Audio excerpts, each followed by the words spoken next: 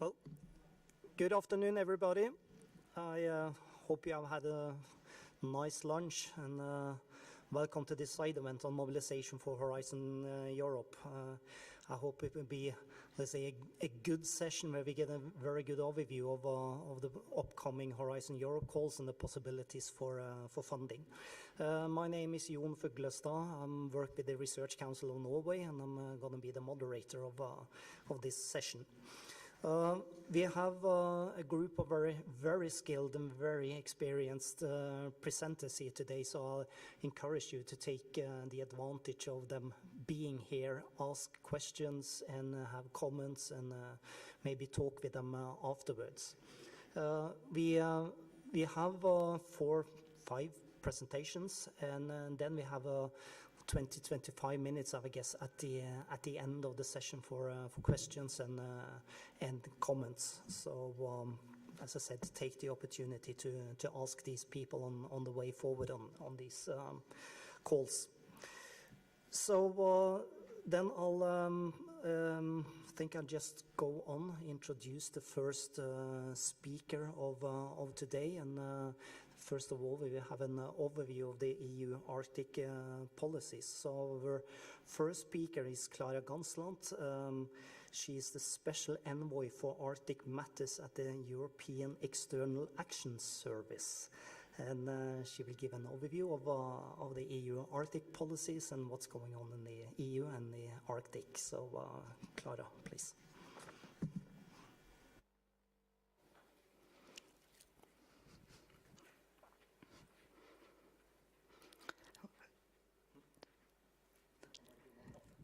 Jag kan bara börja prata, okay? Thank you very much. Actually, I think maybe I should go up here. So, yeah, thank you. So, many thanks for inviting me to this panel, and I will just start off by giving a few words to recall the framework and the EU Arctic policy, and then the distinguished co-panelists will take us further in the actual Horizon Europe calls. But I'd just like to recall first that during the past 2 decades, progressively the European Union has developed an Arctic policy.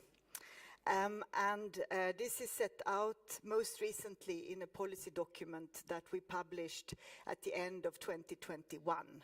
And this document still remains the basis. We call it the joint communication, and this sets out the EU Arctic policy. And this is the foundation for our engagement in Arctic regions and in all our Arctic activities. And in a nutshell, our EU Arctic policy should contribute to a safe, stable, sustainable and prosperous Arctic. And focus is very much on climate change, safeguarding of the environment, sustainable development, and international cooperation. And across all these areas, we highlight the importance of science, research, and innovation. And other important areas that are highlighted in our policy concern indigenous peoples, security and safety issues, and sustainable development. Now, specifically to science and research, and this contributes to the priority areas identified in our EU Arctic policy. And we have this framework program, which is called Horizon Europe, and the funding contributes to all the objectives of the EU Arctic policy. And with a main focus on better understanding the drivers of change in our most vulnerable planetary ecosystems. So we should contribute to strengthen the scientific knowledge, to observe, model and predict impacts, to tackling emerging threats, and identify and bring forward innovative solutions so that we can ensure the integrity of the polar regions and the ocean. And all of this also to support the decision making in climate change mitigation and adaptation policies. So research is really at the core of the EU's Arctic policy, and science is a great success story for the European Union's Arctic engagement. And it continues to play a key role in addressing the challenges related to the Arctic. And just to mention a number, so we have funded Arctic research with 380 million euros. Some specific examples. The European polar science is a priority for the Commission. And at the One Planet Polar Summit in Paris in November last year, the Commissioner Ivanova has reaffirmed the important role of the EU as a major player in global polar research. The European polar science portfolio is very wide, and there has been significant contributions to global scientific assessments, such as the IPCC 6 assessments report that was included in 2023. And I'll also want to mention Earth observation. And in recent years, based on the EU's Earth observation program Copernicus, the European Union has built up a strong pillar in Earth observation, which is a service that can be accessed freely. It's accessible to all interested parties. And now, recently, there is something called the Copernicus Arctic Hub, which is a web portal which is supposed to bring all of this together and be like a one-stop shop for anybody interested. So, in all of this, also to stress that cooperation with like-minded partners in all relevant fora, and in particular the Arctic Council, is essential to us. And with this, I'm looking very much forward to hearing from the other panelists more in detail about the calls and the work ahead. Thank you.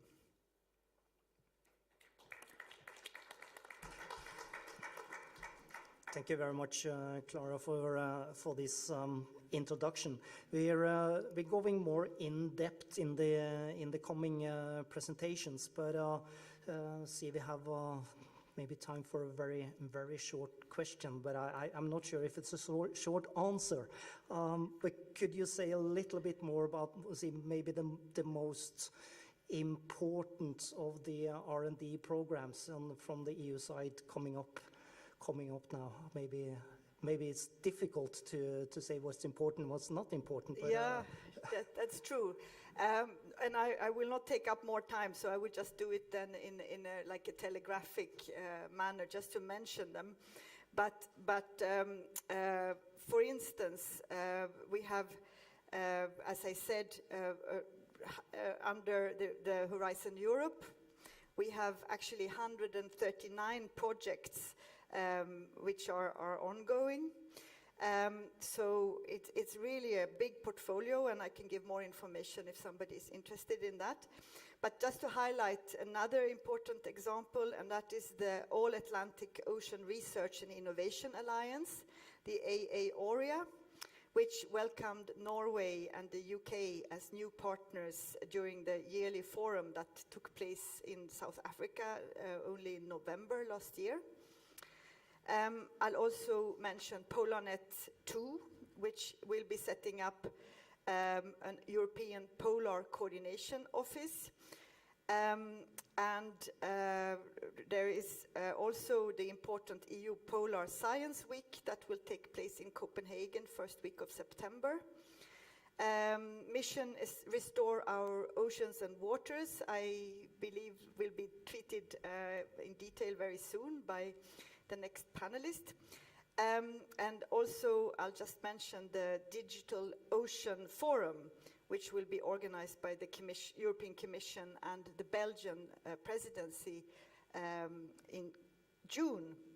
So quite a lot going on, and as I said, I'm happy to take questions afterwards. Thank you. Thank you very much.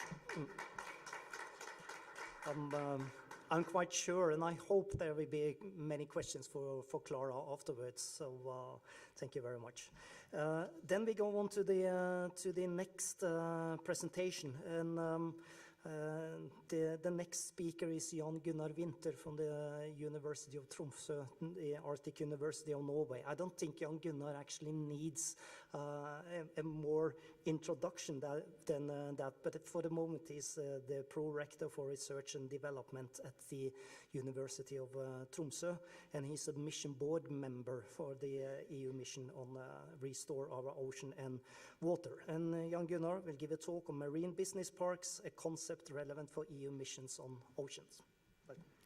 Thank you, Jon, and thank you for inviting me. Thank you for coming in spite of weather. I'll do two things. I will very briefly, not in detail like Clara, but pitch the mission for restoring our ocean and waters. And then I will put this marine business park concept into a kind of a context of that mission. So I spend most of my time on the marine business parks. Okay, we already heard about this mission. And as you can see, it's topically divided into one, the blue one, with protect and restore marine and freshwater ecosystems and biodiversity. There is a second topical priority area that is called prevent and eliminate pollution of our oceans, seas and waters. So waters here is freshwater and river in particular. And then the last one is make the blue economy carbon neutral and circular.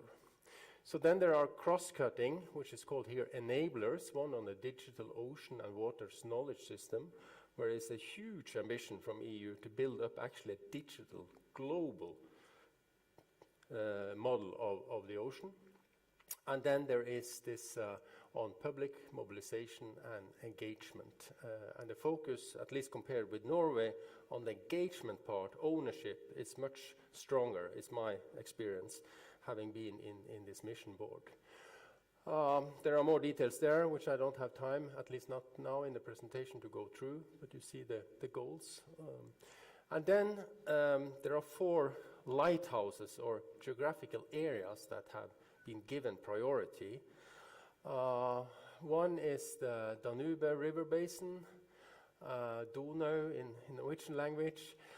There is one on the Atlantic and Arctic coast, so that's the more northern one. And then there is one in the Mediterranean and one in the Baltic and North Sea. And then you also see the topical priorities, how they are connecting to this geographical focus area. And for the Atlantic and the Arctic is protection and restoration of marine and freshwater ecosystems and biodiversity, the key element. And we will hear later, I think, about new announcement in EU, which actually addresses what I will now dive into, and that is these business parks.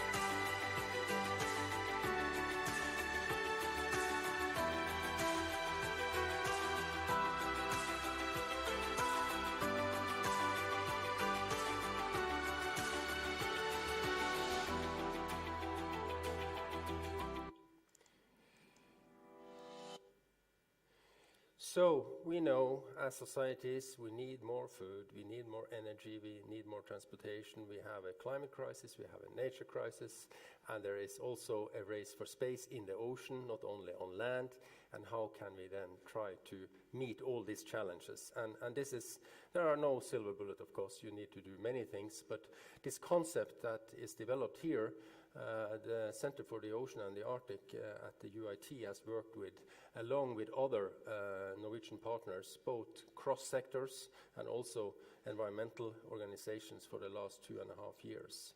The idea is to co-locate. With that, you can get a lot of synergism and also free space outside these concentrated activity areas or business parks. So here's a definition as we use it. When two or often more are located on the same platform or in the same area. So our starting point was to just take on board everything we could think of: tourism and fisheries and aquaculture, transportation, renewable energy production. And here, as an illustration, you see seaweed production. You see some cages that look like tents here on the seafloor, which may be important part of the wild fisheries in future. It's still very early days, but they could become a smart way of catching wild fish, also in areas where you have other infrastructure.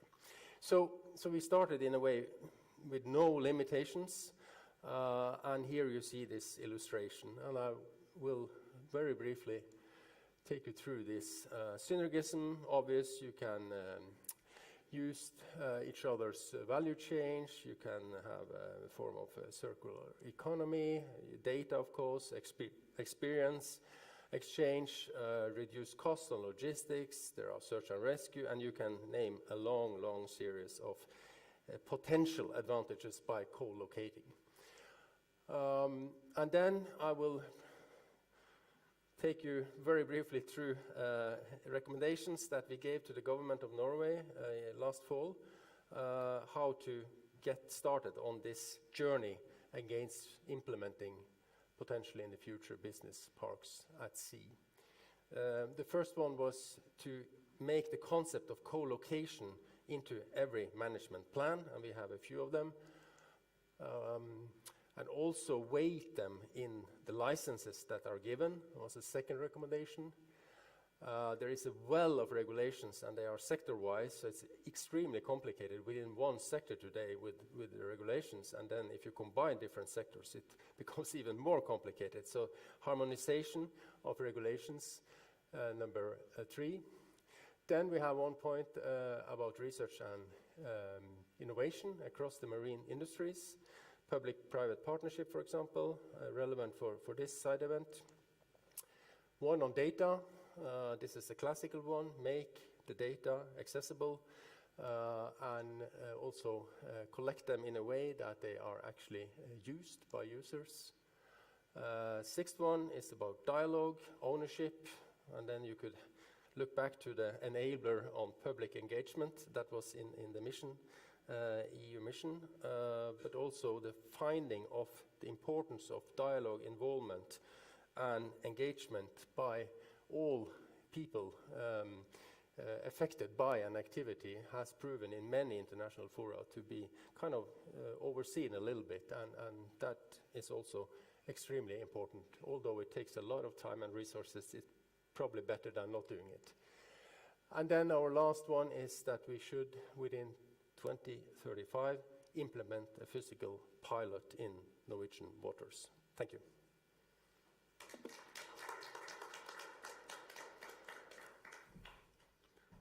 Thank you very much. It's that concept of marine business parks is quite interesting, and at least for me, quite new also. But there must be huge efforts to establish marine business parks like that. So there must be some stumble blocks on the way. You mentioned 2035, didn't you, as a pilot in Norway? Yeah, we looked somewhat at the stumbling blocks too, and technology is not the most important one, just to start with that. It is there, of course, but the technology is not so bad actually to make this happen. But the economic one, it needs most likely a public-private partnership, and especially in the first phase you need the state to go in. because we are talking about billions here if you are fully implementing such parks. But maybe the most important is the legal one and the regulatory ones. You need actually to revise what you have to make this happen. Depends a little bit on if you are in the coastal zone or outside, but most likely you have to do a revision, even maybe make new regulations and legal instruments. So that might be a stumbling stock. But I mean, all big achievements by societies have gone through some stumbling blocks, so that shouldn't stop us, we think. No. Thank you very much. We have time for one question from the audience to Jan Gunnar, if there's one. Yeah, it's one over there. I don't know, do we have a microphone? Yeah, thank you. Yes, thank you.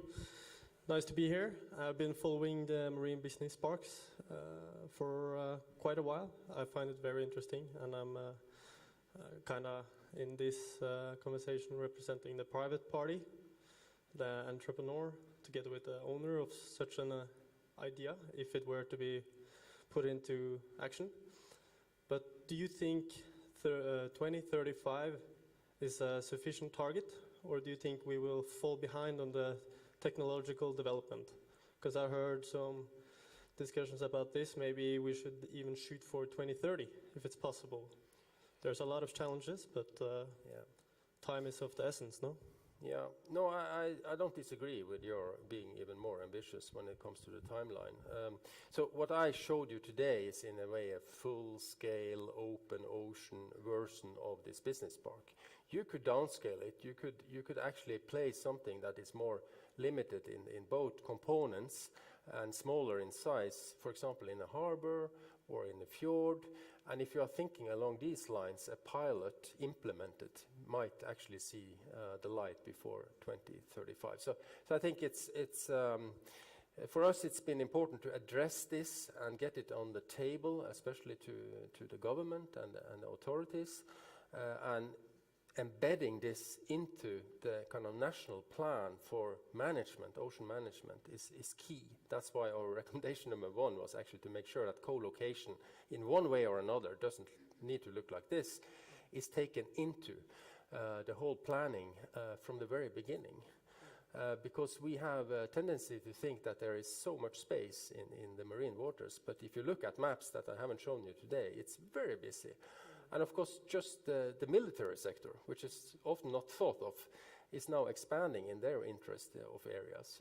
It will come to a point where we actually have to make these balances and priorities when it comes to one activity before the other. So, yeah, it's a long answer. Sorry for that. No problem. Thank you. Very interesting.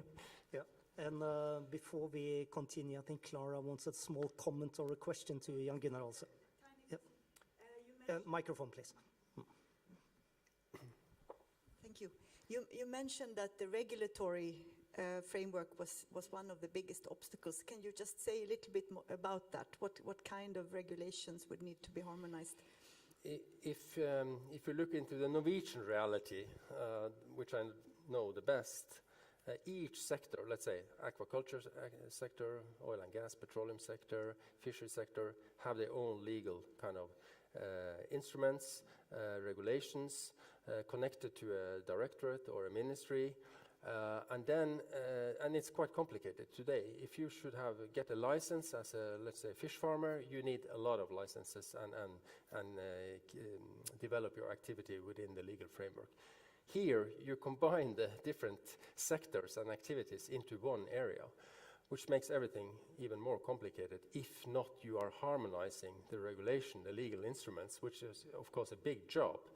But if you manage to do that, maybe you are better off than today's situation, maybe, I say. But we have different, in Norway, we have different legal instruments in the coastal zone compared to the deep sea. So that's also, depending on where you are, you will have different regulations to cope with. But that's identified as one thing that is not necessarily stopping it, but it needs to be handled.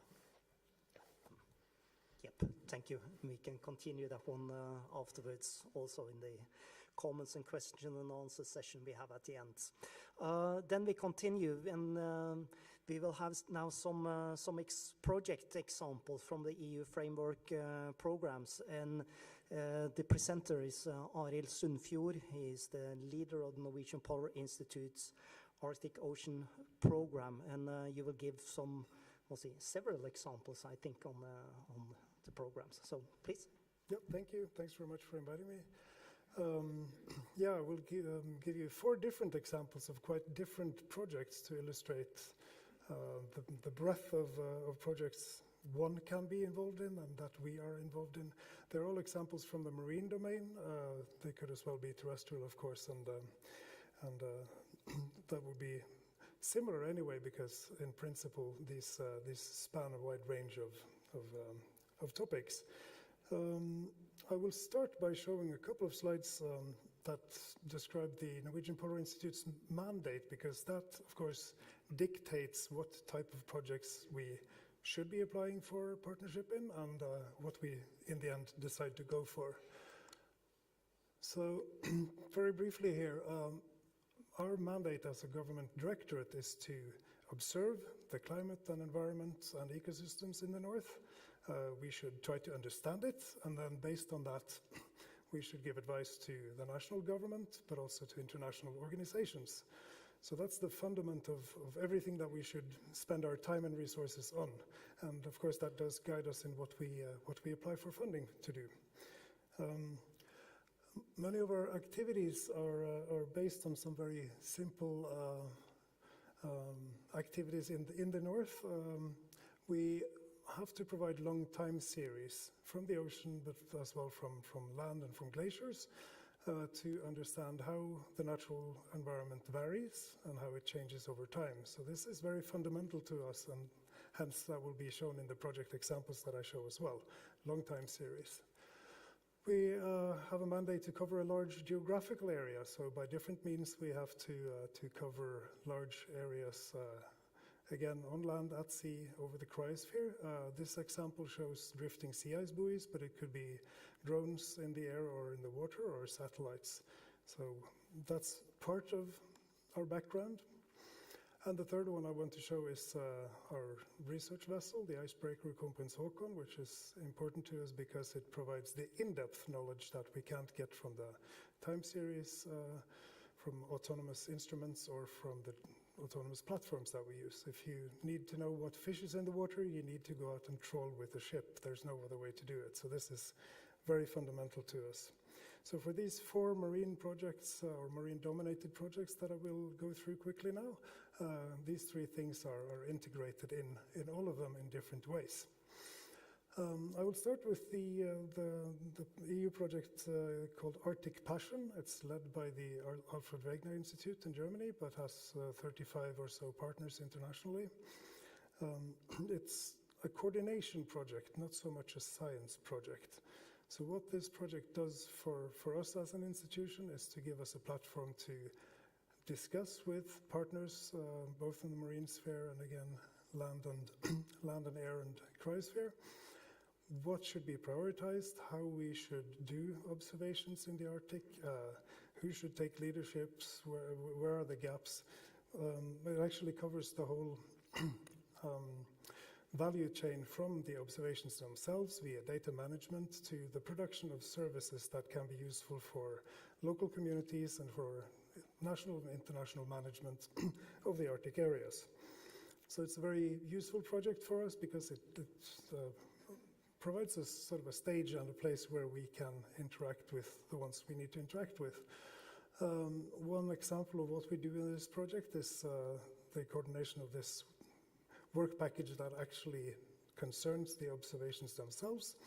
And the illustration here is of a Pan-Arctic marine observation network that we are in the leadership of, which is a good example of how an EU project can also be used beyond the EU by providing you a solid platform for real Pan-Arctic collaboration. So in that respect, it goes beyond the classical EU collaboration.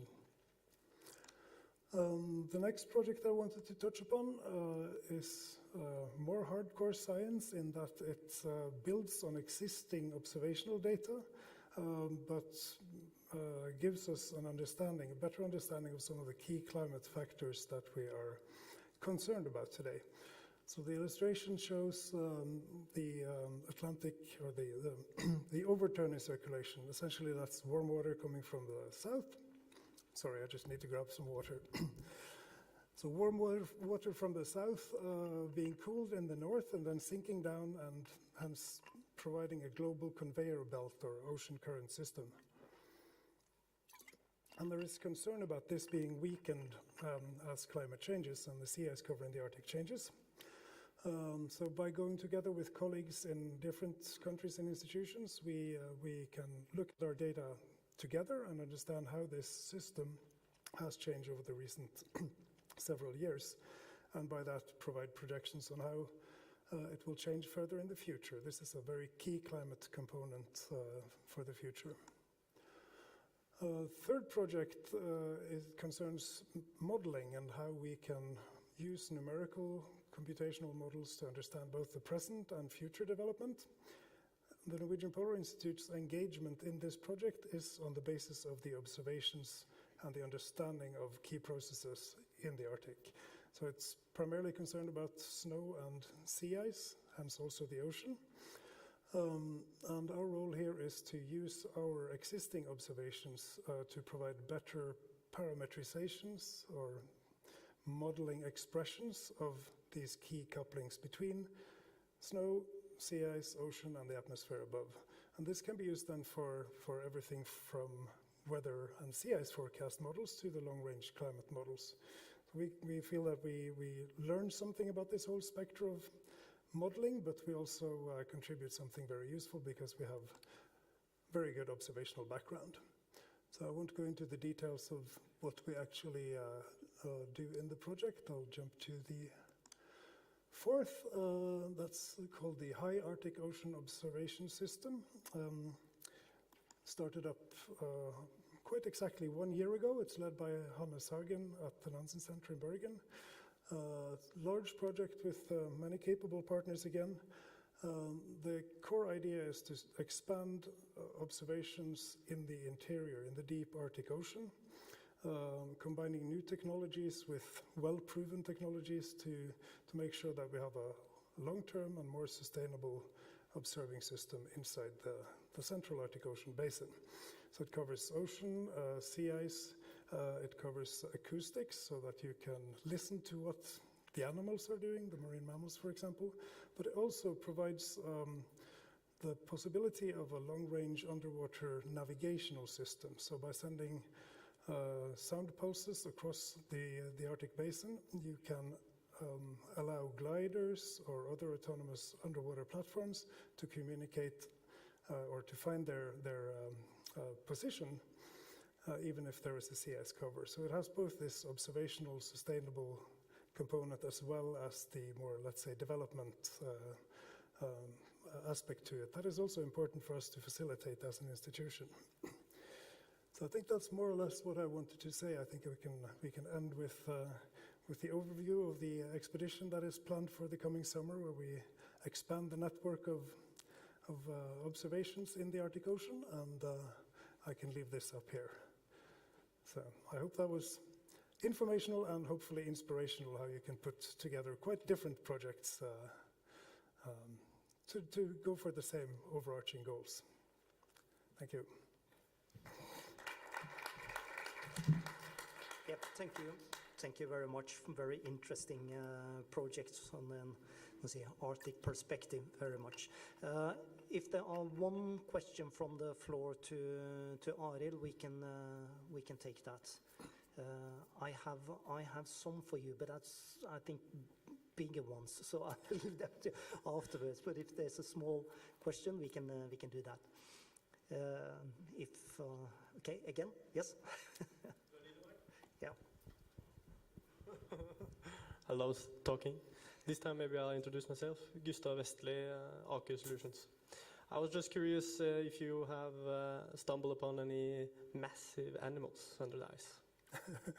More massive than bowhead whales, Grönlandsval? No, Yeah. that's the most massive one. So we also routinely use those as observation platforms. They can be instrumented with GPS loggers and various sensors. So they are part of our portfolio and very interesting cool. animals. But that's the largest one I'm aware of in the north.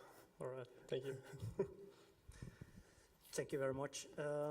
Then we continue to the next speaker, and now we're going to have a talk on funding opportunities, and I think it will be a broad range of funding opportunities in Horizon Europe calls. So I'll welcome to the floor my colleague from the Research Council of Norway, Ingunn Bolaug Glid.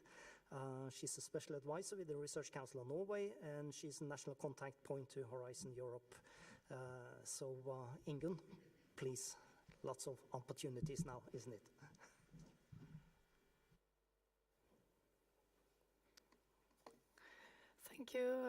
Thank you very much. We go straight ahead.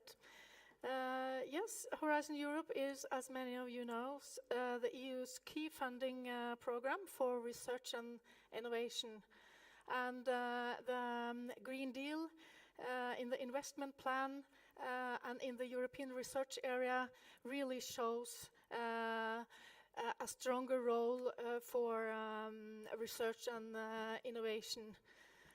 And it's Horizon Europe is an impact-driven program, and it's really crucial for the green, the digital, and the circular transition. And the design of Horizon Europe is very holistic, and it's synergies with a lot of European programs. For example, the very important program Digital Europe. And as we saw from the previous framework program, the Horizon 2020, the Green Deal call build a bridge over to the now ongoing Horizon Europe. And for now, we are starting building the bridge to the next framework program, the 10 framework program. So that will be a very interesting journey to work together on also the priorities for the next framework program. And as you see, the European Commission have a joint initiatives on space. The European Commission and the European Space Agency have a joint initiative on space for climate action. And the Director General for Climate Action has stated that space technologies are crucial for reaching climate neutrality and climate resilience by 2050.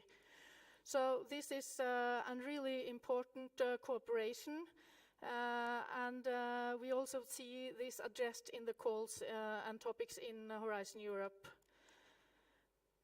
And the Director General for the European Space Agency, he said that together we will advance climate science, support policy implementation and boost green innovation. And this is really important background document, as you see here, that could be convenient to have a look at when you are applying for calls. And Horizon Europe, for the first time in Horizon Europe, there were developed a strategic plan that have now gone for, we are now in the 4th year of the strategic plan. And there have been, this is a tool with overarching expected impacts. So all then calls and topics will deliver on expected impacts in the strategic plan. And as you see, the calls has been cross disciplines, across sectors and disciplines, and it has been open science policy, a lot of international cooperation with countries outside Europe, and this is developing. So more and more other countries outside Europe are having cooperation with Horizon Europe. And it's the establishment of the European Innovation Council And also the mission and partnerships are under implementation and having a lot of interesting calls and topics that I will show you. And the applicants are now delivering gender quality plan when they're applying in Horizon Europe.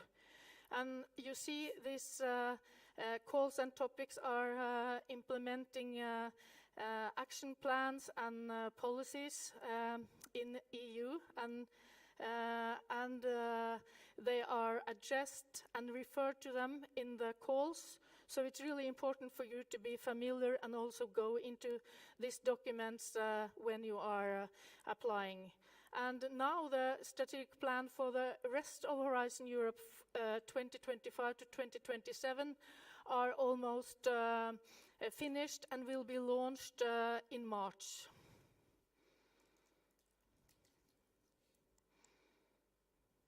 And here you see Horizon Europe, and all these three pillars are very relevant for climate change, Arctic space. And if you see the, no, it's not for me to see. You have the excellent science pillar at the left, and you have the Innovation Europe pillar at the right. And in the middle, you have the global challenges and European industrial competitiveness.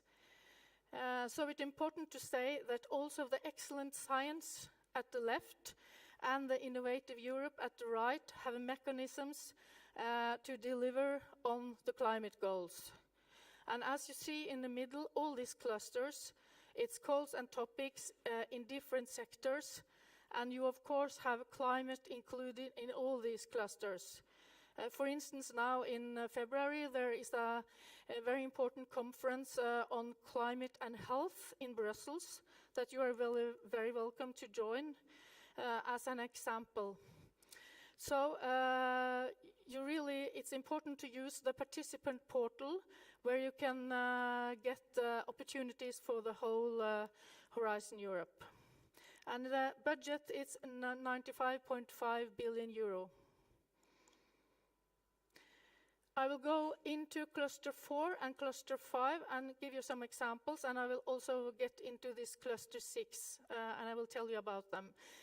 Cluster 4 is the Digital Industry and Space Program, and it's 6 destinations. Here you have the raw material industry, you have industry related to digitalization, you have the space industry. So we look especially into this destination 5, where the space-related issues are.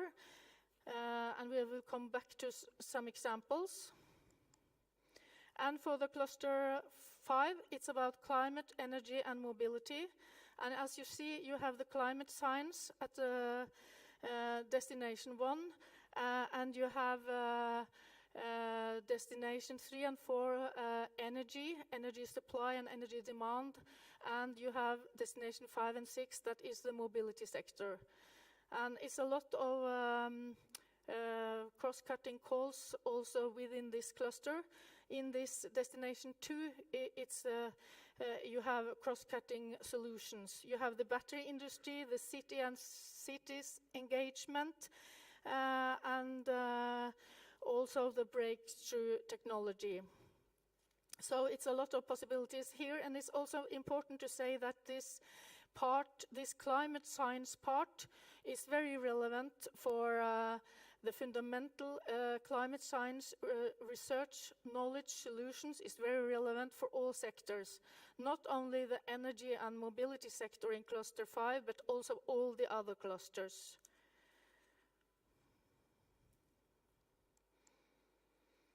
And here we have the destination 6, and I would like you to go into this destination 7, where you also find Earth observation. So you will find Earth observation possibilities in the cluster 6, but also in cluster 5 and in cluster 4. So this shows that it's important to look and see possibilities across the program. And I will also pinpoint this Destination 5, Land, Oceans and Water for Climate Action. All the polar research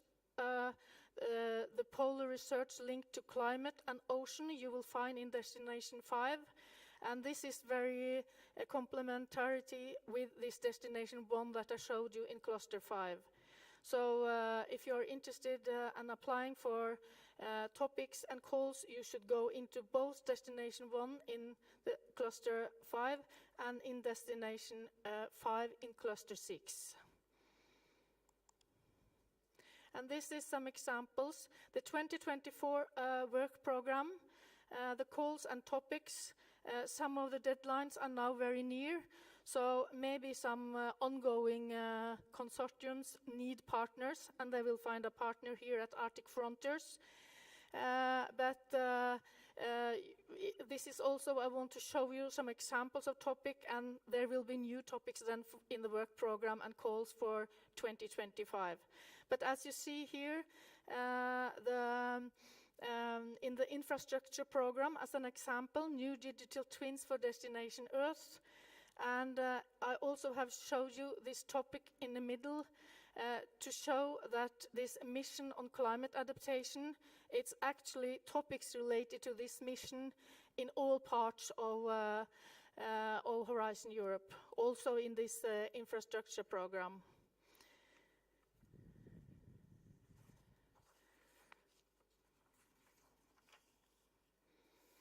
And also encourage you to go into this Destination Earth. So I will say more about it. This is an activity under the Digital Europe program that I mentioned. And then this is examples of topics from the space part in Cluster 4 about Earth observation. And as Clara also said, Copernicus is the Earth observation program. And in several calls, it is asked for use of data from Copernicus in both Cluster 4 and 5.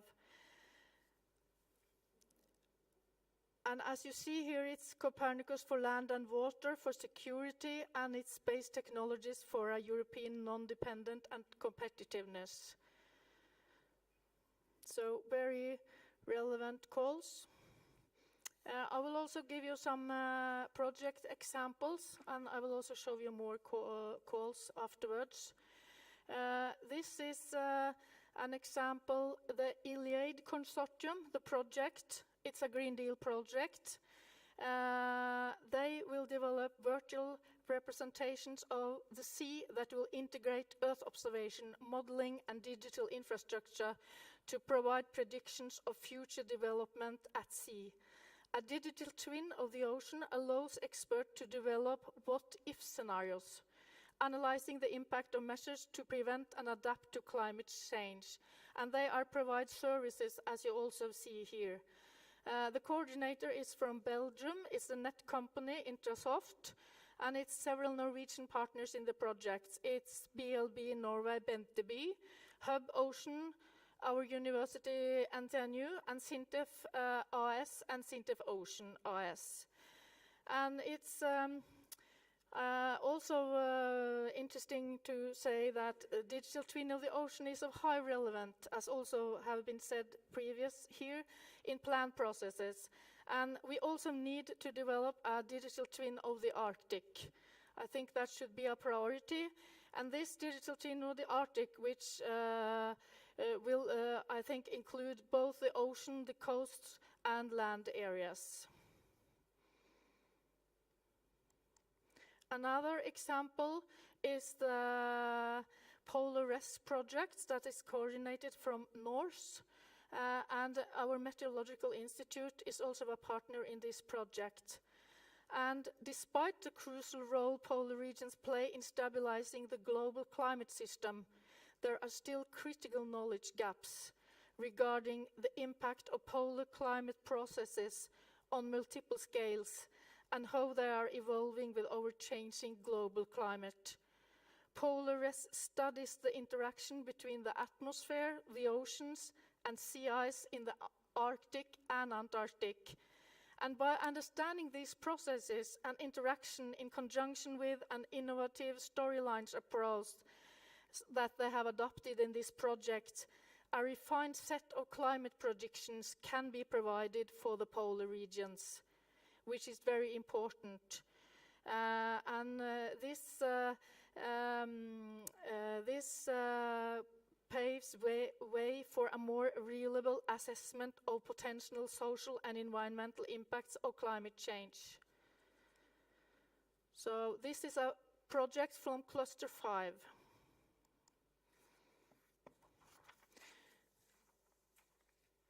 And this is also example of topics from both Cluster 5 and Cluster 6. I think this is also very popular topics in Norway. So I assume a lot of actors in Norway are applying for these topics. And I would also like to say, as you see, some of them also have they have very soon deadlines. Many of the topics I showed you have deadlines in March and February.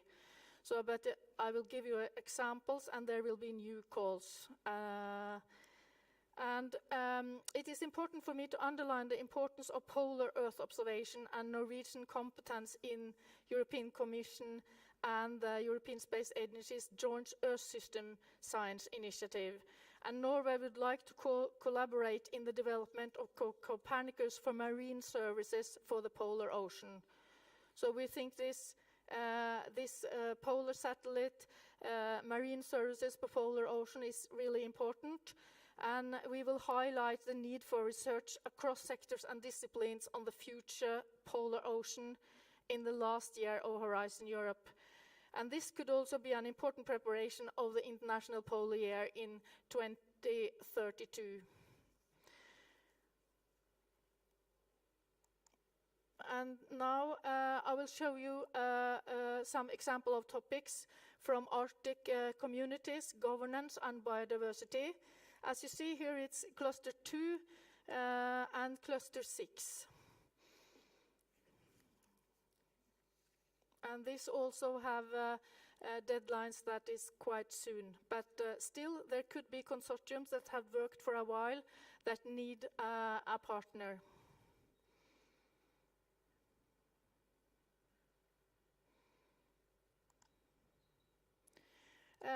These two topics, they have deadlines 21st January in 2025. So this is, you can apply for them. And as you see, I think this is very relevant for you and your team, Jan Gunnar. You showed us about ocean energy farms. It's also very relevant topics under the Mission Ocean that I will come back to. So I really encourage you to apply for this.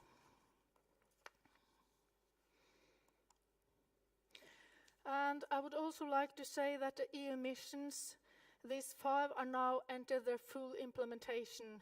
There have been several calls, and it's also a new one coming up now that I will show you. As you see, it's clear goals. And the concept with mission is there should be a clear goal that should be reached within a specific time. It should be political relevant, and it should be engagements from citizens. And it's really interesting to see. It's a lot of huge projects across sectors, disciplines. It's research projects, but also a lot of demonstrators. It was long a discussion about if the new European Bauhaus will be a 6 mission, but it will be a part of the mission work program, but it will not be a mission. It will be a cross-cutting action. And the new European Bauhaus is a creative and interdisciplinary initiative that connects the European Green Deal to our living spaces and experiences.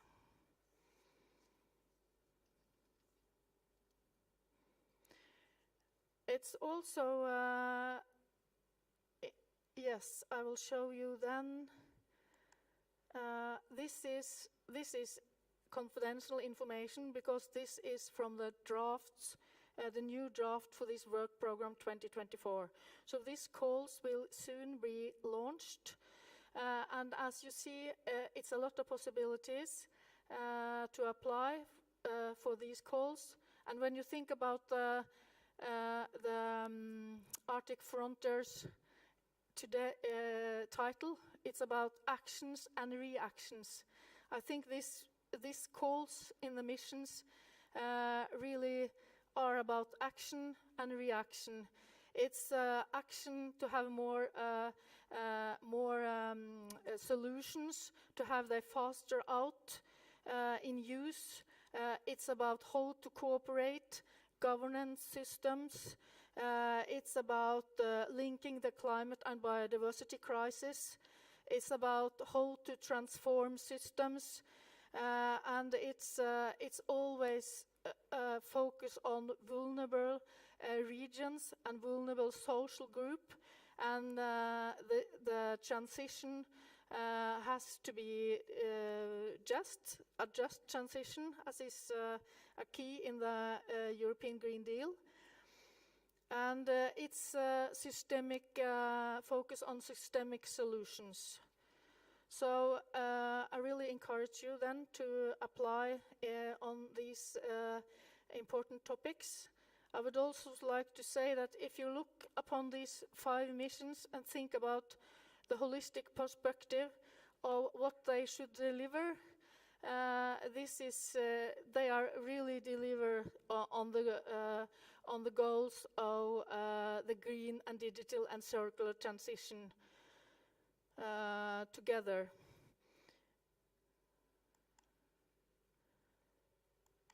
And this is the draft work program for Restore Our Ocean and Waters by 2030 that are upcoming. I think there are also very relevant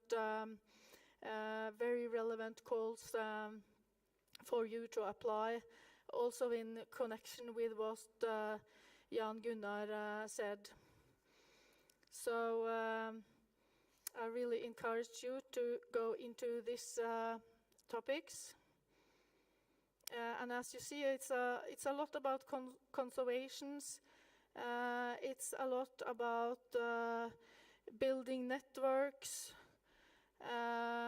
infrastructure for the European Digital Twin Ocean. It's about protection and restoration of migratory fish habitats. I also would like you to go into the calls from the partnerships. You will find these calls on the Research Council of Norway's website. This is cooperation between countries in Europe that have joint calls, also cooperation with the Commission. And as you said, Clara, EU PolarNet 2, this CSA, and it's also a CSA, a project under your GPI Climate. They have both explored the possibilities for partnerships, new partnerships in polar research and in climate research, and they have joined forces and have worked together for a partnership, a suggested partnership for climate science with a strong polar component.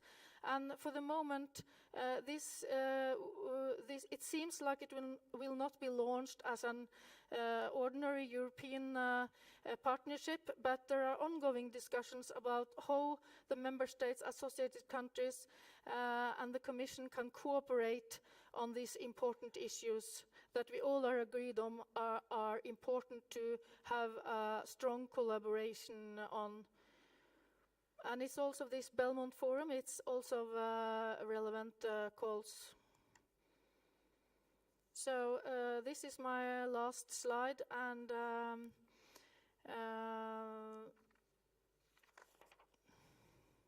here we have listed some tips for where to start if you are interested in the opportunities that lies in Horizon Europe. And we encourage you to be proactive and read relevant background information. I think it's really smart to start now, because now we will start to develop the work program for 2025.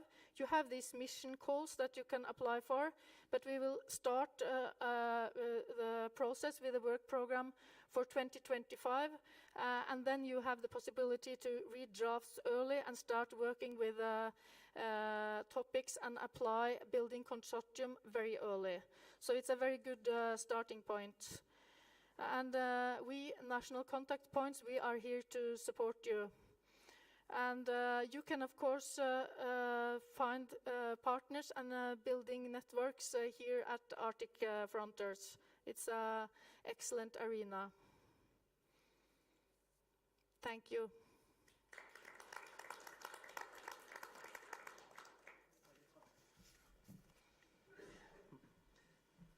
Thank you very much, Ingunn. As you see, it's lots of opportunities, and we'll have a comments and question and answer session, and at least I have several questions for the presenters.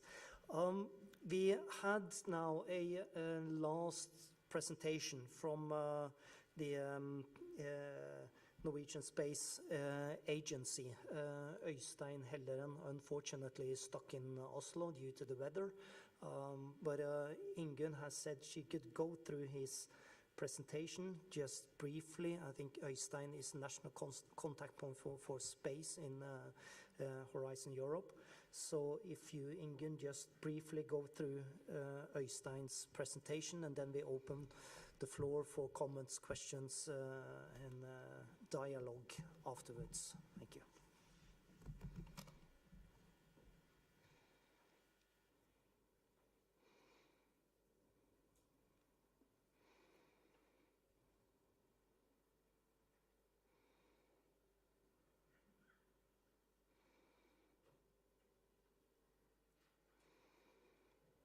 Yes, I think I actually will start with this slide just to show you this. The EU space program consists of 5 components, as many of you know, but it's also new information for some of you. It's the Copernicus, the Earth observation and monitoring based on satellite and non-space data.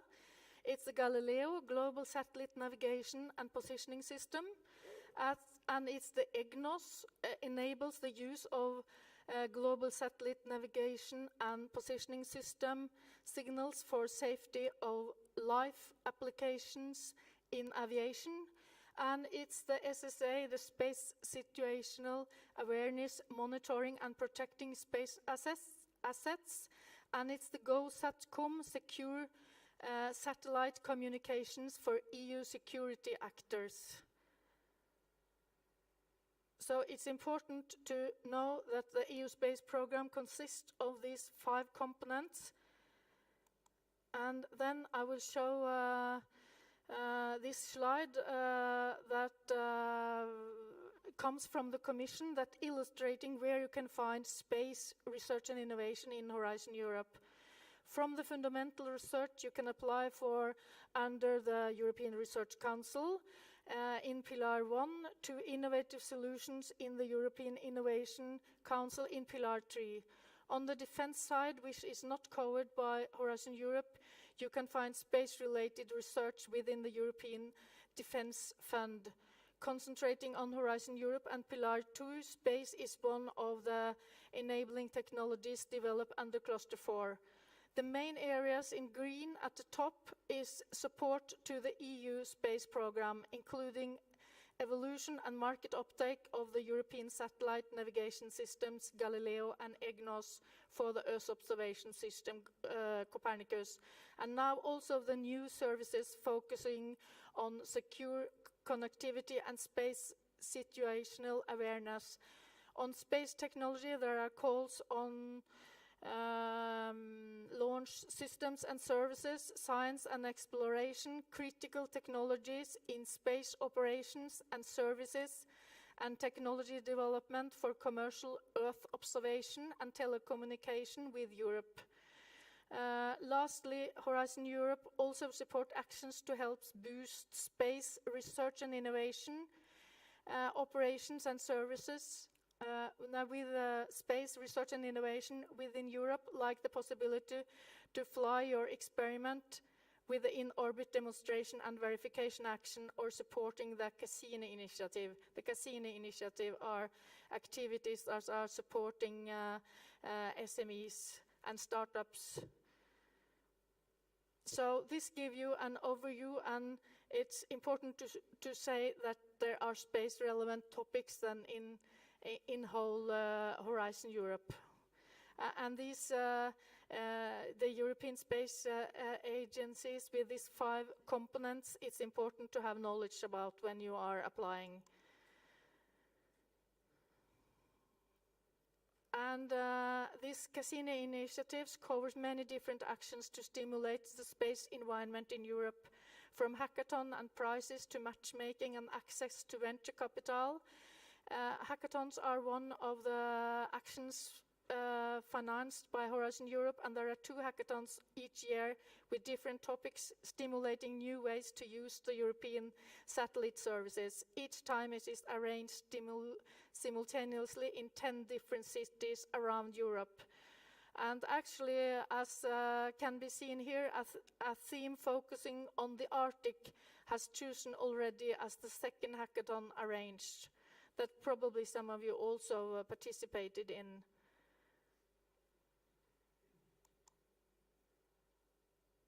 This is the hackathon connecting the Arctic from November 2021.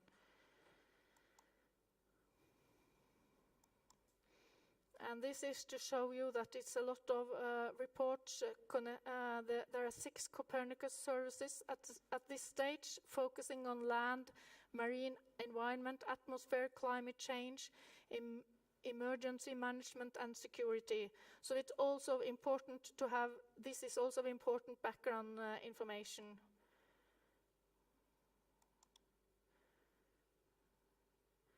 And in addition to the components already within the EU Space Programme, a new regulation on an EU telecommunication initiative was established last year. The objective of the secure connectivity, also called IRIS, is 1, to complete the services to be used by public authorities, and 2, to enable the offering of a new commercial services. And the goal is to complement existing EU infrastructure in geostationary and medium Earth orbit with satellites also in low Earth orbit. And the regulation also aims to provide coverage in Arctic through this service. A lot of the space research funding through Horizon Europe in the coming years will be dedicated to support this system. So this is important to say. And this, you again see the destination Earth that is under the Digital Europe program, that is also are referred to in different calls and topics in Horizon Europe. So I also recommend you to go into and have information about this. And as we also have said earlier, the European Space Agency, it's really important. I think it's really important now that there are cooperation between the European Space Agency and Horizon Europe, and they have joined forces, as we also talked about earlier. And this Arctic weather satellite weather forecast is another area depending on satellites providing essential data. As an example of Arctic satellites being developed within ESA, the Arctic weather satellite is planned to be launched in June this year. It will provide high spatial resolution, humidity and temperature sounding in all weather conditions, and will be opened from KeySat here in Tromsø. We will also like to share with you the 2 last slides. In 2010, Norway got its first microsatellite to monitor the ship activity. It was like turning on the light, and satellites are still providing this important service today. The picture shows the activity in the Arctic waters, with red dots being ships registered in Norway, and blue is other ships. In these vast areas, these enormous areas with limited access to terrestrial systems, space systems, and important for a wide range of uses, from environmental monitoring, search and rescue, connectivity, and so on. So this is really important, and it's interesting to see this picture. And it's for Norway too, there are new opportunities related to space and Arctic coming.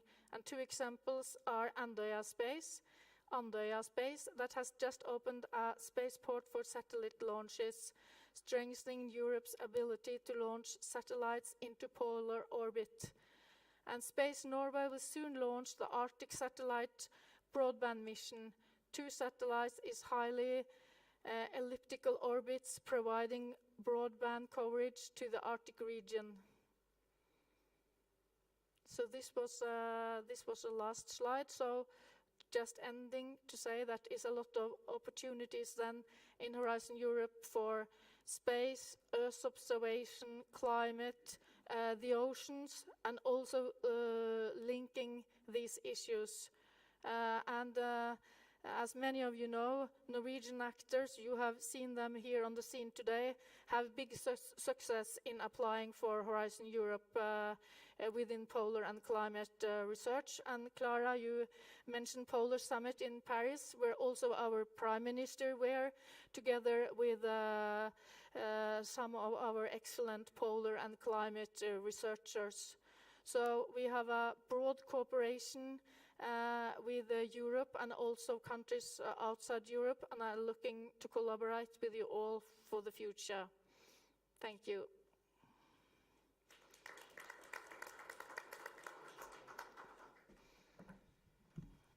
Thank you, Ingunn, stepping in and giving the presentation from Norwegian Space Agency also.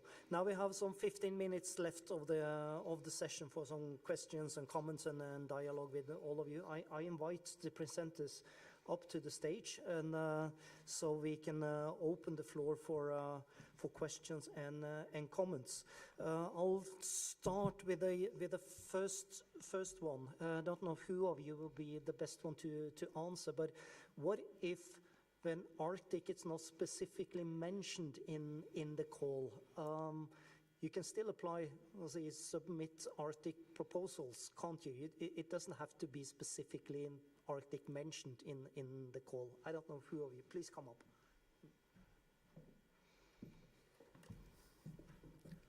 I'm not sure who should better respond, but I guess in general you are correct in that.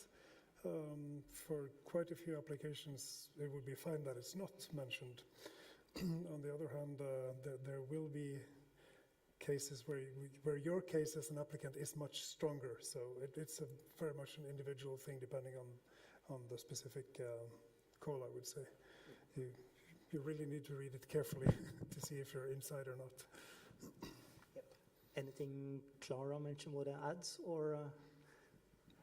No, I'm afraid this is a bit beyond my competence, but it sounds logic and correct. Yeah. And before I'll say, I have one more general question to you. I think Arild, you mentioned pan-Arctic observations, and you mentioned beyond EU. Could anyone of you say, countries outside Europe, what's their possibility to be associated members and to be part of Horizon Europe calls? Well, I'm happy to start again. There are different mechanisms for different countries. Sometimes there are bilateral calls. Specifically, we have India on board on one project that was targeted. There's a mechanism with both Canada and I believe the US for certain calls. Other East Asian countries can be on board on let's say, preferential terms. There might be other mechanisms that I'm not aware of, but there are several calls that really do open for partnership on quite equal terms, which is important. So providing them similar resources as the EU partners get. Yeah.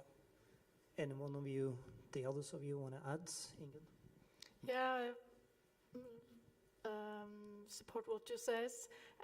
We also see that more and more countries are being associated to Horizon Europe. But we are very happy that Canada are now in negotiations for being associated, and UK have been, as you know. And I also heard recently when I were in Brussels that South Korea will also be associated. But it's in a way it's open for all countries, but it depends. Some of them have to fund their own participation, and others have funding opportunities in Horizon Europe. Yep. I overheard that New Zealand is also open up for, Yes. and Israel. Yeah. I think they are associated actually, New Zealand. Yes. Good. Then you here, probably several, you want to work with the application, be a partner or take the lead. So any one of you have any questions or comments to the panel and the presenters? Yes, over there in the back. About how many rare earth tons are you going to be needing for the, I think the... Could you repeat with the microphone, please? Hello, yes. I work in the rare earth element and uranium and thorium processing. How many rare earth element by tons do you think you'll need for one of the, I think it was one of the categories mentioned, looking at biodiversity and also maybe minerals or mining? Is there any estimates on tons of rare earths needed? Difficult question, I think. Not only difficult, I think it's impossible. I wouldn't dare to give a guess, no. But it's a good one. It's very a relevant. huge, I mean, we are talking about, maybe someone can correct me, but in one windmill, if you're thinking of ocean wind, there is a 3 ton or something going in with metals. So it's a huge number, but I don't know the answer to your question. Sorry. Any more questions, comments? Yep.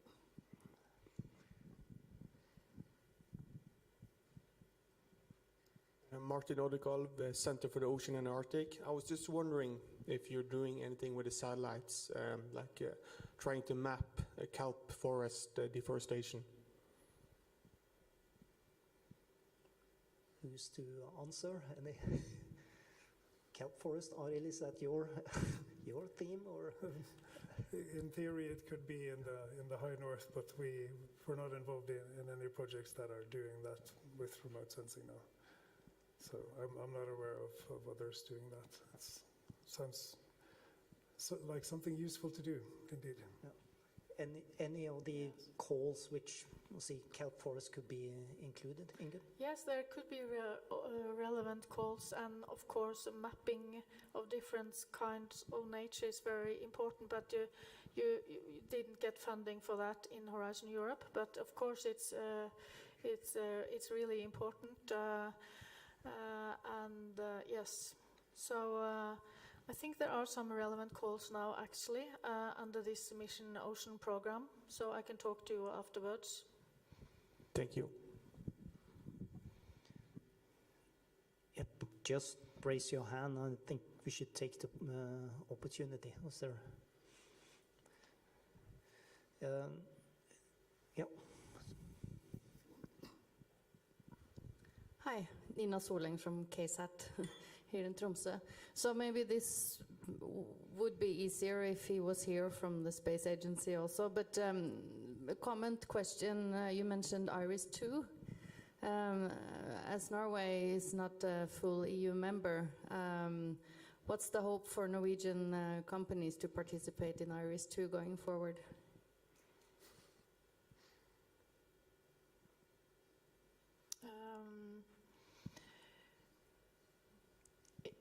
You're thinking?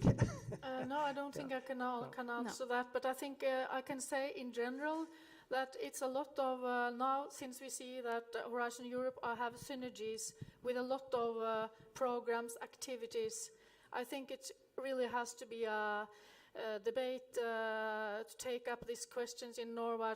How could we, I know that people have suggested to have a kind of call that people can apply for when they are in active in instrument and programs when Norway are not a part of.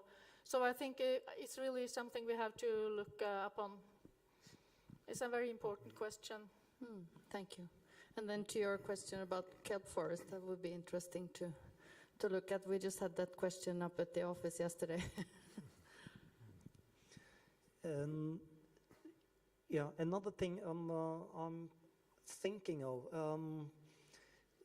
you know, you mentioned a lot of different calls, and we have had examples of the projects. But how can the research community, or do the research community have any influence on the different calls? What should be the themes?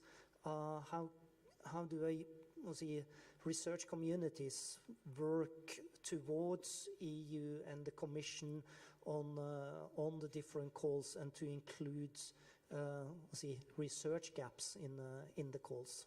Are there any specific system related to this? Yes, I think there are different, all the projects you are in are of course arenas for suggesting topics for the future, but it's different resource alliances, different networks, all these partnerships I mentioned that are suggesting topics for the future. And in the program committee where I sit with all the European countries, we get the possibilities from the Commission to give inputs to future calls. And I think it's really important, and we do in Norway cooperate so we can put and give the same inputs into the different channels. And we also have a broad cooperation with European countries. When you come to us with a suggestion, we can take this with other countries, and you can also do, and then we can suggest it as a topic for the Commission. So we felt it's a very good co-creation process, and that we really influence the calls and topics. I think that Arild, you mentioned some examples of the work. Ingunn, in the last slide, gave some recommendations about submitting applications and to be early. But could you say something about how much effort, how much resources do you put into the applications to establish an international consortium? And before you can submit the application, how far in advance do you start? How much resources do you put into an application? Yeah, no, it depends a bit on the size of the call. So one of these projects that we're in is 15 million euros. It has 35 partners, so then you need to start more than a year in advance. I think that one was 2 years probably when the core partners in the consortium got together and decided sort of on the main ideas. For the smaller proposals, a good year is sufficient. So again, it depends on the call and the size of the call. And another thing is how well do you already know key partners from before? So if you worked with someone in a project already, it's of course much easier to establish communication on new ideas and new collaborations. Generally, sooner is better. That's the, yeah. Yeah, so the sooner the better. Absolutely. But approximately a year's time, yeah, I would something. Say if you're less than a year away, then you need to hurry up. Yeah. Jan Gunnar, I want to come back a little bit to the marine business parks, and but it's a huge concept, a very interesting concept. But will the marine business parks have? Can they contribute to reduce the climate crisis, the nature crisis? Is that part of the aim of the business parks? Can you say anything about? Absolutely. When we started out, national consortia spanning, as I said, over different sectors, representatives from different businesses, but also representatives from WWF. It was two maybe three, but two very important premises that was we didn't negotiate on. And one was that it should be at least zero effect on climate and nature, and hopefully a positive one. So that's the centerpiece, and if you compromise on that, it's not in line with what our ambition and vision is.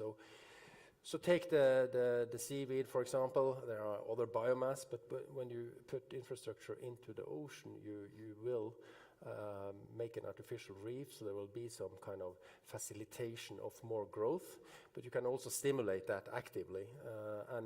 And seaweed then could be an example where you can produce an absorption of CO2, or you make something that can absorb CO2.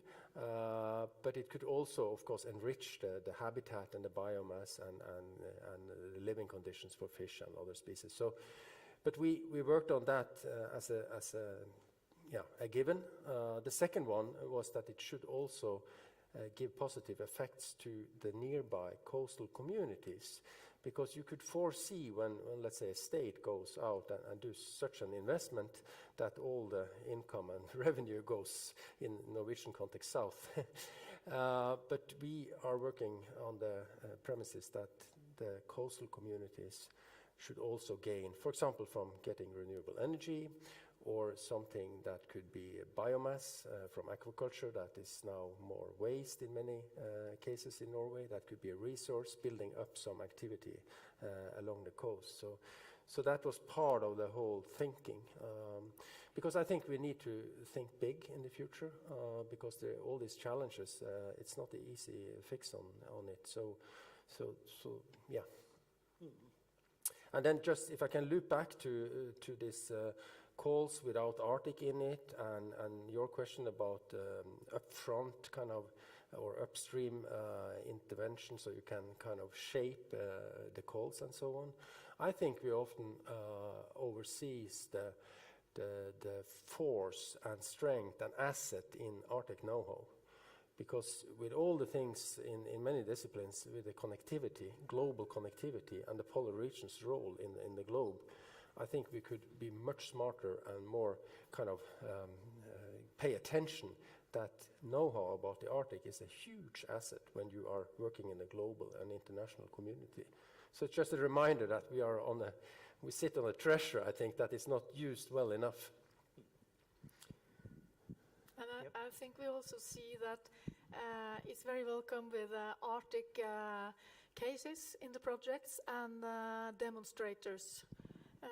To really, and that also could be a success for a project if you use a case study in the northern areas or in Arctic. Yep, and I think that is very wise last words of this side event. So thank you very much to all of you. You will all be here also the coming days, so people can approach you, talk with you, ask some additional questions, and I think that is very, very welcome from all of you. So thank you very much to the presenters. Thank you very much to all of you. Enjoy the rest of the conference. Thank you.